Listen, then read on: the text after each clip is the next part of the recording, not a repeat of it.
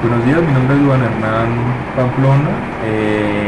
y el día de hoy pues realizaré la descripción o relación que hay entre un Estado social de derechos y las garantías que hay o el amparo que hay sobre las pensiones tanto de vejez, invalidez y muerte y cómo se relacionan estas a su vez. Entonces primero haré la descripción como tal de estas pensiones. Primero que todo iniciamos con la pensión de vejez. Esta es la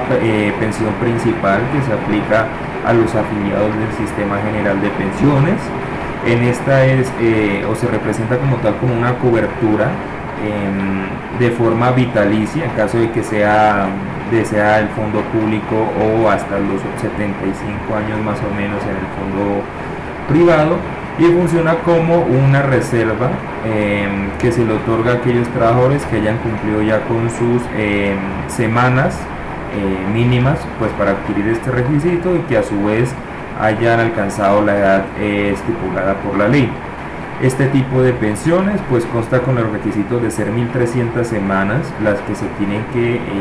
abonar, digámoslo de esta forma, y los años en los cuales esta persona debe tener en cuenta para ya conseguir su aporte de pensión va a ser en mujeres de 57 años y en hombres de 62, pues haciendo algunos cambios con las últimas modificaciones que se hicieron según la reforma 797. Este tipo de pensiones, aparte de esto, se puede incrementar ese monto que va a ser inicialmente entre un 55 y un 65% de la pensión que se aportó, de la cotización que se dio, llegando hasta el 80% pues cada 50 semanas que se añadan y que contribuye, aumentando 1.5% ese porcentaje del monto y que al final el afiliado recuperará. El segundo pues es la pensión por invalidez. Esta pensión radica en todas aquellas personas, trabajadores que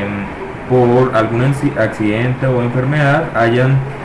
como consecuencia perdido el 50% de su capacidad laboral para la empresa. Este tipo de pensión es extraordinaria en el sentido de que los recursos afiliados van a estar directamente relacionados con los aportes porcentuales agregados a las tasas de cotización de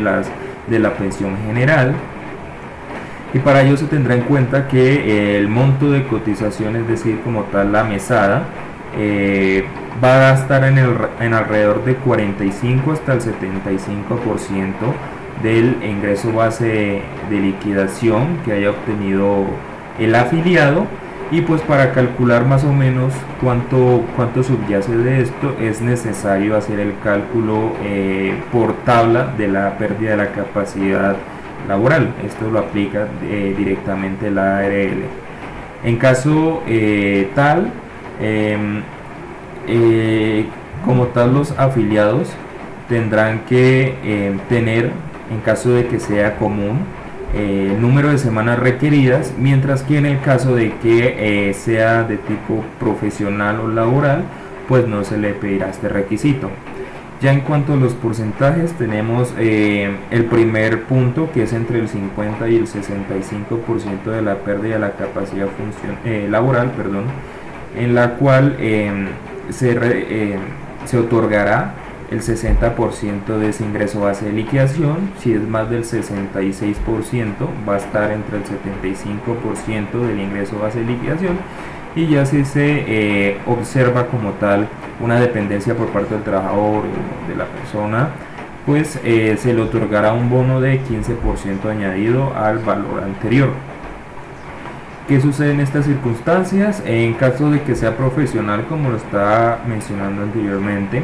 estos recaudos se aplicarán directamente por parte de la ARL en vez del fondo de pensiones al cual el trabajador se haya afiliado, de tal manera que cubra con los gastos necesarios. Sin embargo, como digo, es solo en el caso de que sea profesional o en el momento laboral. Ya por último tenemos la pensión por muerte, o también llamada pensión sustitutiva o de sobrevivencia. Este tipo de pensión pues como tal garantiza el aporte de lo afiliado por parte de la persona a sus familiares en caso de que éste haya fallecido, y cuenta con un par de requisitos según también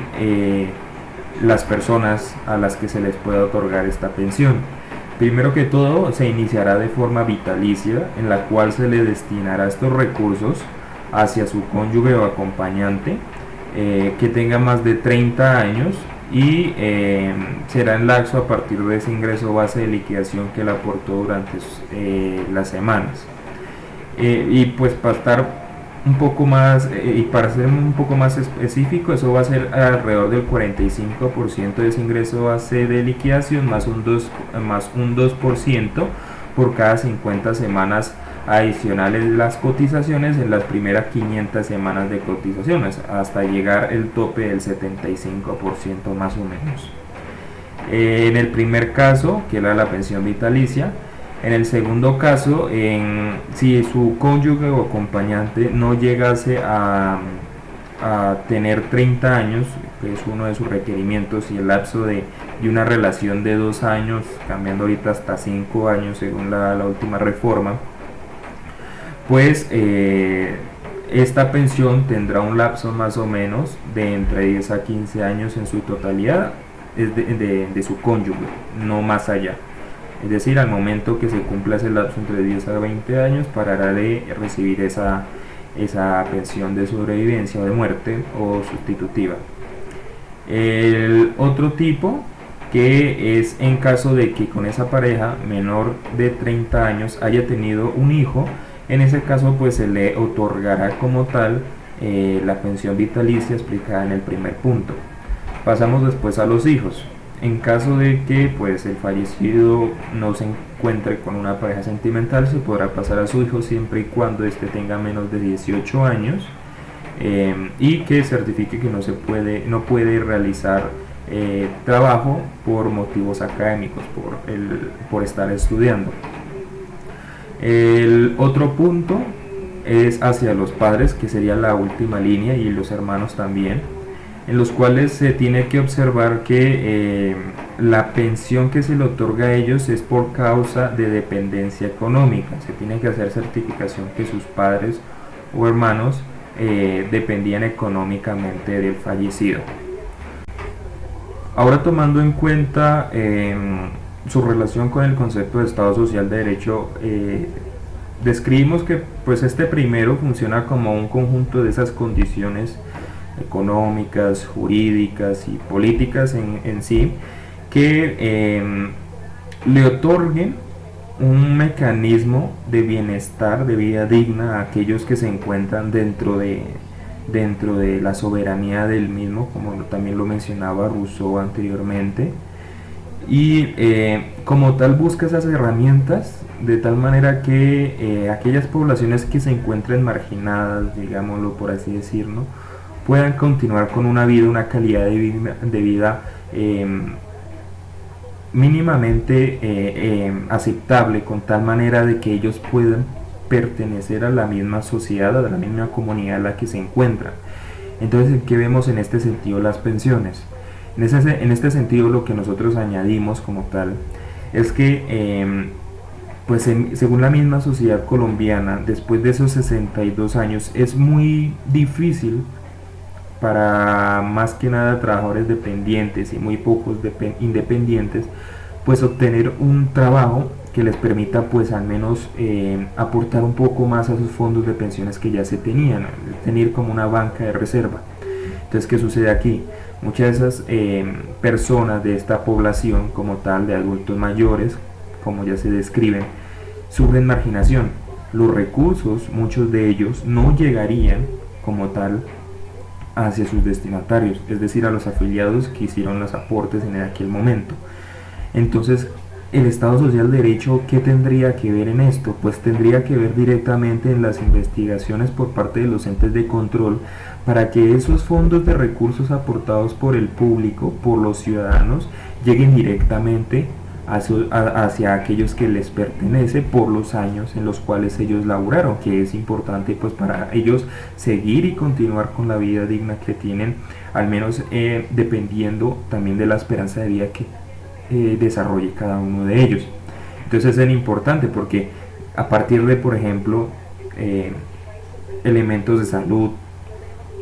de educación pública, de vivienda, o indemnizaciones en el caso de aquellas en las cuales se obtuvo una pensión por invalidez, por esa afectación en su capacidad laboral, pues obviamente es pertinente que el Estado garantice, y esa es una medida que se toma hacia la población, es una herramienta que utiliza el Estado como tal y de los cuales los ciudadanos son conscientes de exigir. Muchos de ellos no conocen esos límites o los reglamentos, pero es derecho de ellos requerirles a la nación que esos aportes dados vayan directamente hacia sus dueños o a su correspondiente destino.